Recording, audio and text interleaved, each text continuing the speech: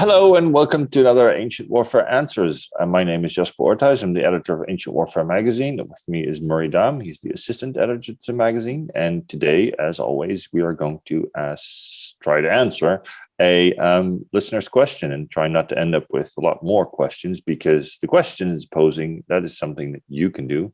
You can do so on Patreon, patreon.com/Ancient Warfare Podcast, where you can also support the show and get a subscription to the magazine included as a reward for your support. Or you can go to romanarmytalk.com. I'll leave a message there, or you can contact us on Twitter, email, Facebook, anything you want to keep us going until we have more episodes than we can shake a stick at. Today we are answering a question by Josh Feicht. Josh wants to know, do we know about specific recruitment grounds and specific units that we have an idea of where they came from, how they were organized, and sort of a longer range idea, other than, Philip of Macedon had 10,000 phalangites. An obvious example is probably in Murray's wheelhouse, so I'll leave it to you, Murray. Why, thank you. In my wheelhouse.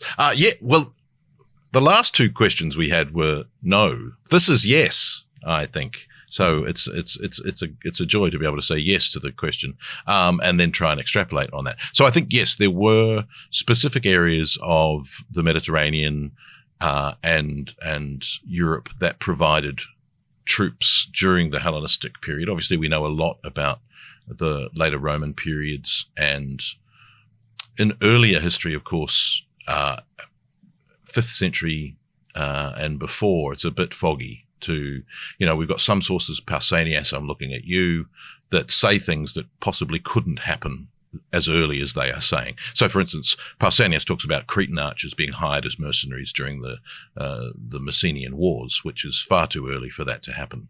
And we think that begins happening around the time of the Peloponnesian War. Possibly there's some earlier, but after that you start to get more and more specialized troop types from specific areas who are known because of their ethnicity for being able to provide a particular kind of troop type. Cretan archers is possibly the most famous, but of course Balearic slingers, Agrianians and Thracian peltasts also begin to provide these troops. Macedonians obviously providing phalangites, and that sort of starts to spread. And of course, you've got the idea of Spartan hoplites. So when you come to the end of the Peloponnesian War, and you're looking, for instance, at the expedition of Cyrus, the interesting thing there, firstly, is that one of the attitudes Cyrus seems to have is Greece is the place for mercenaries. They've just fought a 27-year-long, essentially civil war. There's a whole bunch of out-of-work hoplites who invested a lot in being a soldier. Possibly their towns have been destroyed, and they fought for the wrong side, so can't go back home. And so, of course, firstly, they all start gathering in Sparta and Laconia, and Cape Tanarum, or Cape Matapan as it is now, becomes known as, basically Mercenaryville. So if you want mercenaries, that's where you go. There'll be mercenaries there waiting, and you can pick them up and take them off to fight your wars.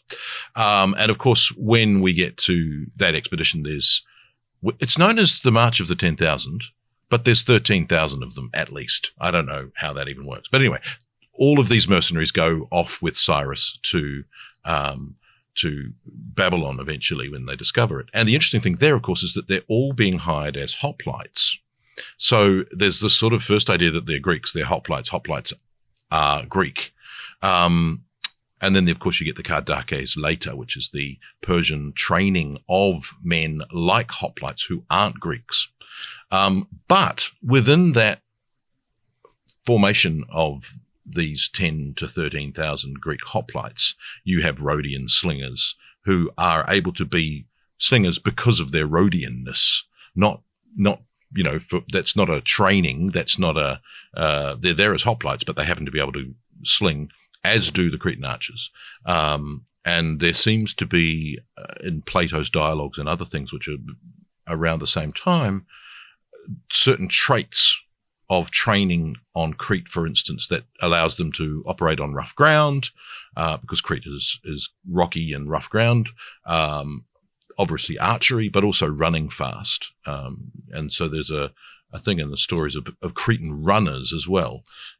There's also an attitude. Polybius doesn't like Cretans. There's a section where he talks about how untrustworthy Cretans are. And certainly when you look at Alexander, whenever he wants to torture someone, he seems to assign Cretans to do it, which is a bit dodgy. Anyway, so you get this idea, of course, of there being sort of, for lack of a better term, national traits even within Greek cities. So Rhodians are capable of doing X. Thessalians are good cavalry. Cretans are good archers. And then as you move through into the 4th century BC, you start to get much more hiring of Cretan archers for armies. B, you start to get Thracian peltasts specifically, as opposed to the pelte, which just means a smaller shield than the aspis. And so it's a bit tricky because you have Thracian peltasts who carry a particular kind of pelte. There's no differentiation in the sources as to what a pelte is when it's not a pelte, but it's also a pelte. The Macedonian phalangites carry pelte, for instance. And you've then got the issue that Alexander's army starts to use these specific, the Agrianians, his Thracian peltasts, and his Cretan archers. Moving forward, there seems to be a maintaining of those troop types. And then the question refers to Tarantine cavalry. That's another sort of French type of troop that you get. And it looks like these things become attached to a particular culture, so Cretan archers, for instance. But you don't have to be Cretan to be hired as a Cretan archer. You can be trained as a Cretan archer. So we have a particular type of troop called a Neo-Cretan, which seems to be someone armed and trained as a Cretan archer who's not Cretan. And then we also get the issues with, so all of these arrangements, there are these, where we have evidence, there are agents for kings in the east who are going around the towns of Greece, essentially arranging to hire mercenaries from that particular area. So Cretan archers is especially the one we have the most evidence for. And so there's these agents who are getting a town to agree to provide a certain number of archers for a certain length of time. So you will agree to provide 200 archers to this king for 10 years. We will pay you. And that's just, phenomenal amounts of money. But the interesting thing about it is it seems to be 200 archers will always be maintained. So if you suffer some casualties, you have to provide 60 more to cover the 60 who died. Not they need to hire 60 more because the town has been paid for 200. You provide 200 for 10 years. That was the agreement. And the interesting thing in some of the contracts that survive is that there's a specification that at least 50% of those 200 must be citizens of the city. So, which of course implies that the other 50% are not. They're from somewhere else. But are they still Cretans from, roundabout, or are they not Cretans at all who just happen to be sort of lumped in? And so there's an issue that you start to get, they're called Cretans, they're hired as Cretans, they're trained as Cretans, they fight as Cretans, but are they ethnically the same, or are they simply people who've joined that band, which of course is something you start to get later in medieval warfare, that these sorts of things happen. And certainly with the Roman units, we don't think after a certain point, for instance, that all the members of a particular unit, especially with like the Batavians, must come from Batavia. They possibly keep that name, but that they are recruiting from other areas. And that tends to happen through the Hellenistic period as well. So you do start to get these troops who are from specific areas, but are they? They're named as such, and you then start to get Numidian horsemen.